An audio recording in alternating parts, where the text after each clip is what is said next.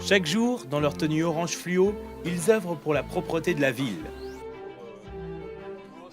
Matin et soir, semaine et week-end, ils collectent les déchets ménagers et les encombrants, enlèvent les dépôts sauvages, gravats et déchets toxiques interdits sur la voie publique, balayent les trottoirs, nettoient la rue et les espaces verts. En route pour 24 heures avec le service propreté déchets de GPSO à Boulogne-Billancourt. La ville propre, c'est le civisme des riverains. Voilà. S'il n'y a pas ça, on a beau nettoyer, la ville propre, ça jamais propre. Qu'est-ce qu'une ville propre? Plus ou moins une ville où il y aurait moins de déchets, moins d'encombrants, où les citoyens seraient un peu plus responsables, on va dire. C'est une ville où on peut marcher dans la rue sans avoir constamment à poser les yeux par terre.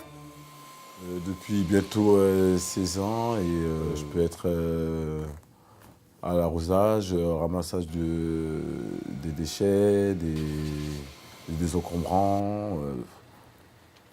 Tous les jours, c'est la même chose en fait. Il y a autant de pots de peinture, il y aura autant de poubelles dehors. Un peu un manque de civisme, je vais dire. J'aimerais bien comment il y en a quelques-uns qui fassent un petit stage, un truc tout simple, quoi. C'est que le matin, ils se rendent compte du boulot qu'on fait, qui prennent le temps, qui nous suivent sur le terrain, ne serait-ce 1 heure ou 2 heures, et ils se rendraient compte que c'est pas évident, que c'est pour leur bien. Bon, après tout, nous aussi, on habite Boulogne, donc c'est quand même agréable quand on sort avec sa famille ou avec son enfant, d'être dans une ville, il n'y a pas trop de mégots de cigarettes, il n'y a pas trop on ne voit pas des tables, des pots de peinture un peu partout. Le vrai problème un peu, moi qui est dans le nettoyage, je vois à peu près, c'est vraiment les mégots de cigarettes, qui est impressionnant. Et puis les dépôts sauvages. Sinon le reste, sincèrement, que ce soit les jours pour déposer les cartons ou pour faire les encombrants, les boulonnais même, ils le savent.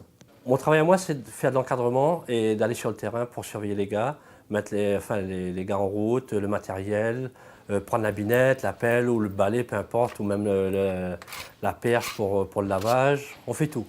Est-ce qu'il y a du graffiti? Ça, on ne sait pas. S'il faut prendre la cloche pour nettoyer vraiment le pavé qui est noir, c'est une chose. Et s'il faut faire du balayage, c'est autre chose. Et entre les pavés, s'il y a de l'herbe, c'est encore autre chose. Il ne faut pas vraiment regarder le temps. On peut passer 2 heures comme 2 jours. Il ne faut pas regarder vraiment le temps. Pour saluer une place, 10 minutes.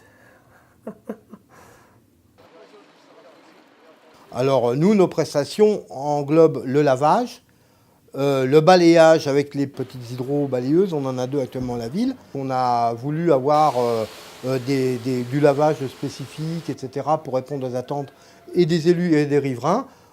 Dans ce travail, c'est que c'est un éternel recommencement, quoi. Tout, on s'aperçoit que le lendemain, au pratiquement mêmes endroits, on retrouve de nouveau des déchets, des détritus. Vous faites une rue où il y a 3-4 entreprises, les mecs, ils sont 200 ou 300 là-dedans, ils vont tous fumer leur clope, etc.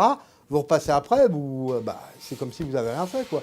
Vous pouvez avoir une rue super balayée, vous avez un sac dans la rue, ça fait du pas bien. On pourrait dire qu'on a à peu près 3 casquettes, à savoir qu'on est contrôleur de voie publique, inspecteur, médiateur de propreté. On essaye de contrôler, de voir si on peut identifier les gens et de voir si on peut non seulement les identifier, mais leur faire enlever leur dépôt. Quand on arrive à déterminer d'où le dépôt provient, il reste à savoir si c'est un dépôt qui a été provoqué volontairement. Et puis si c'est involontaire, on essaye de voir comment on peut négocier avec les gens, soit pour les faire aller à la déchetterie, soit pour... Au moins faire passer l'information que c'est pas le bon jour, que c'est pas le bon moyen, que c'est pas le bon produit, voilà. À Boulogne, on a quand même des collectes importantes, puisqu'on a par quartier 1 jour d'encombrant par semaine pour récupérer tous les déchets. Et puis pour le déchet classique, commun, on a une collecte quand même 6 jours par semaine. On a des déchetteries qui sont accessibles gratuitement à tous les Boulonnais. Et puis on a une déchetterie mobile qui s'installe donc sur Boulogne tous les jeudis et premier, troisième samedi du mois. Alors les points noirs, c'est les déjections canines par exemple. Aujourd'hui, on a régressé, donc on reva de l'avant pour leur dire il est préférable de ramasser et ce sera la seule et unique solution de faire accepter votre animal en ville. Ça fait 5 ans que je fais ce métier.